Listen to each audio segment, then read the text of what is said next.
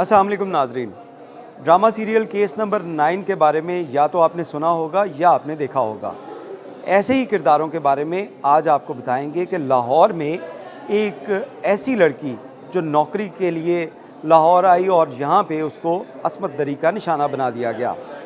किस तरह उसने अपना केस फाइट किया और पुलिस ने मुल्ज़िमान को किस तरह गिरफ़्तार किया, आज जानेंगे इंचार्ज इन्वेस्टिगेशन ऑफिसर से जिसने ये सारे केस को डिग आउट किया। मैं उस time gender based violence cell में तैनात थी, तो मेरे पास एक केस आया, एफआईआर लॉन्च हो गई, मेरे पास आई एफआईआर। विक्टिम ने जो एफआईआर थी ना, वो इंसिडेंट के 3 दिन बाद लॉन्च करवाई। तो मैंने उससे पूछा क्या रीज़न थी, तो उसने वो बताया सारी स्टोरी अपनी कि उसके साथ जो हैपन हुआ, एक बंदा था, उसने एड्स देता था फेसबुक पर कि 16,000 में जॉब अवेलेबल है लड़कियों के लिए, स्पेशली कांटेक्ट करें इस नंबर पे। तो वो लड़कियां जो नीडी पर होती थी, जो थोड़ी बैकवर्ड एरिया से बिलोंग करती थी या जिनके घर में खाने पीने की, ये लड़की भी पुअर थी काफ़ी। इसकी फैमिली में बाप इसका कमाता नहीं था, माँ इसकी फैक्ट्री में काम करती थी, 2 बहनें थीं और कोई रोज़गार नहीं था। इसने उससे कांटेक्ट कर लिया फ़ोन पर। तो उस बंदे ने इसको क्या किया कि कहा अच्छा चलो ठीक है, मेरा बॉस बहुत स्ट्रिक्ट है, तो मैं तुम्हें इंटरव्यू की तैयारी करवाता हूँ, तुम्हें जॉब की ज़रूरत भी है, तो मैं चाहता हूँ कि तुम्हें जॉब मिल जाए।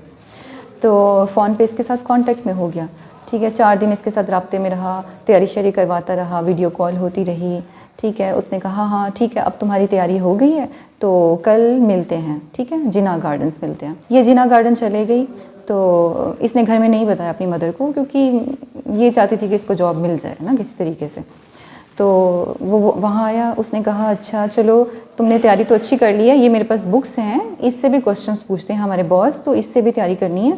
तो मैंने ये होटल में रूम बुक करवाया हुआ है, तो मैं पहले भी यहाँ पे तैयारी करवाता हूँ सबसे, क्योंकि मैं आउट ऑफ सिटी से होता हूँ, तो मैं रहता ही इसी रूम में हूँ, तो चलो वहाँ जाके तैयारी करते हैं। वो लड़की थी मासूम, चलेगी उसके साथ, वहाँ उसको ले गया, वहाँ ले जाके उसके साथ उसको पहले तो डराया गन पॉइंट पर, ठीक है, उसकी वीडियो बनाई, उसके साथ किया, ठीक है। करने के बाद उसको ले आया, वहीं पे जिना गार्डन में छोड़कर चला गया और उसको कहा कि ठीक है तुम डरो नहीं, कल मैं तुम्हें अपने बॉस के पास ले जाऊंगा। परेशान हो गई, परेशान क्यों, मतलब उसके साथ जो हुआ वो एक्सपेक्ट ही नहीं कर रही थी कि उसके साथ ऐसा होगा। मासूम लड़की को जब जिनसी ज्यादती का निशाना बना दिया गया तो उसके बाद कई रोज़ तक वो अपने घर में इस कश्मकश में रही कि क्या वो पुलिस के पास जाए, अपनी फैमिली को बताए या ना बताए, और इसके साथ साथ उसने अपनी ज़िंदगी का ख़ात्मा करने की भी कोशिश की। वो लड़का चला गया, उसका नंबर भी बंद, उसके बाद उसको कांटेक्ट करे, नंबर बंद, सब कुछ बंद। वो घर चलेगी, घर में भी किसी को नहीं बता पा रही थी, क्योंकि उसने पहले ही नहीं बताया हुआ था। फिर पुलिस को भी उसने इन्फॉर्म नहीं किया। घर जाके उसने सुसाइड अटैम्प्ट की, उसने करंट लगाने की कोशिश की, फिर उसने अपने वेन कट कर ली।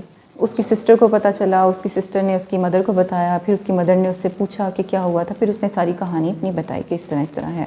लेकिन उसके घर में उसके बाप को नहीं पता था ये सब चीज़ें। तो उसकी मदर फिर उसको लेकर आई और एफआईआर लॉन्च करवाई, ठीक है। एफआईआर 3 दिन के डिले से लॉन्च हुई। जब एफआईआर मेरे पास आई तो हमने इसका फ़ौरन मेडिकल करवा लिया। हालांकि 3 दिन का डिले था, लेकिन मेडिकल में फिर भी जो वायलेंस के एलिमेंट्स थे वो नज़र आए, ठीक है। जो भी उसका, आपको पता है कि फ़र्स्ट टाइम था उसका, वो सारी चीज़ें उसमें नज़र आएँ, ब्रूजेस नज़र आए उसमें, सारी चीज़ें। तो यहाँ से वो ज़ाहिर हो रहा था कि रेजिस्टेंस तो इसने काफ़ी की थी, ठीक है। फिर एफआईआर लॉन्च होगी, फिर उसको एक्यूज़ को अरेस्ट करने की बारी थी। खैर उसका नंबर हमने ट्रेस आउट करने की कोशिश की, नंबर उसके बंद थे। तो फिर हमने उसके व्हाट्सएप को ट्रेस आउट किया, उसकी लोकेशन निकली, झंग गए, रेड किया वहाँ पे वो नहीं मिला, क्योंकि वो आदी मुजरिम था, वो घर में नहीं रहता था। वो कभी इसके लिए लाहौर आया था, अब किसी और लड़की को उसने ट्रैप किया होगा, वो किसी और सिटी में उसके पास किया होगा, और वो लड़कियों को ट्रैप करता था और इसी तरह से लड़कियों के साथ करता था।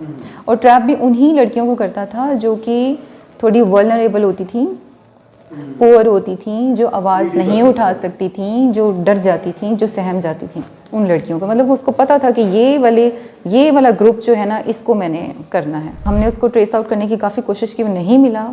उसके फिर हम लोगों ने उसको घर वालों को उठा लिया, उसके बाप को उठा लिया। उसका बाप ज़ईफ़ था, 70+ था। उसकी फैमिली में उसकी बीवी थी, बच्चे थे, उसकी माँ थी। तो जब हमने उसके बाप को उठाया तो फिर वो बेल करवा के आ गया हमारे पास। जब बेल करवा के आया तो हमने उसकी इंटेरोगेशन की, काफ़ी टेक्निकल बेसिस पे, उसके CDR की बेसिस पे उसने कहा कि मैं तो लाहौर कभी आया ही नहीं, लेकिन उसकी CDR कहती थी कि वो लाहौर आया है। उसने कहा कि मैं तो इस होटल में कभी गया ही नहीं।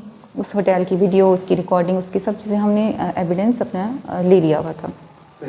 तो वो सारी चीज़ें उसके अगेंस्ट जा रही थी। वो था अनपढ़ टाइप का इंसान था, उसको इतना टेक्निकल वर्क का पता भी नहीं था। तो वो समझ रहा था कि मैं निगेट करूँगा तो यही सच समझा जाएगा।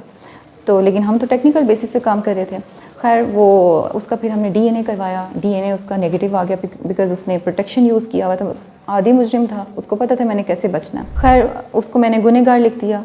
वो उसकी बेल कैंसिल हो गई, वो भाग गया कहाँ? वो बलूचिस्तान चला गया। उसने सारे नंबर्स, उसने व्हाट्सएप सब कुछ बंद कर दिया, वो बलूचिस्तान चला गया। मैंने उसका नंबर जो था ना ट्रैकिंग पे लगवाया हुआ था कि जब भी वो नंबर ऑन करेगा उसका नंबर ट्रैक हो जाएगा। ठीक है, 2 महीने बाद वो वापस आया, उसका नंबर ट्रैक हो गया।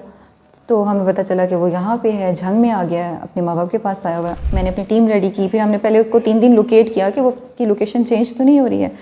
फिर हमने अपने जो भी हायर अप्स के साथ भी कोऑर्डिनेट किया, उनकी DPO से भी बात की।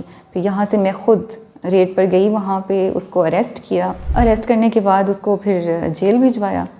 तो और ऐसी अच्छे एविडेंसेस क्रिएट किए, मतलब क्रिएट इन द सेंस कि टेक्निकल वर्क को इतना अच्छे से कलेक्शन ऑफ एविडेंस इतनी कमाल की कि विदाउट एनी एविडेंस, मतलब कि एविडेंस नहीं था, DNA नील था उसका।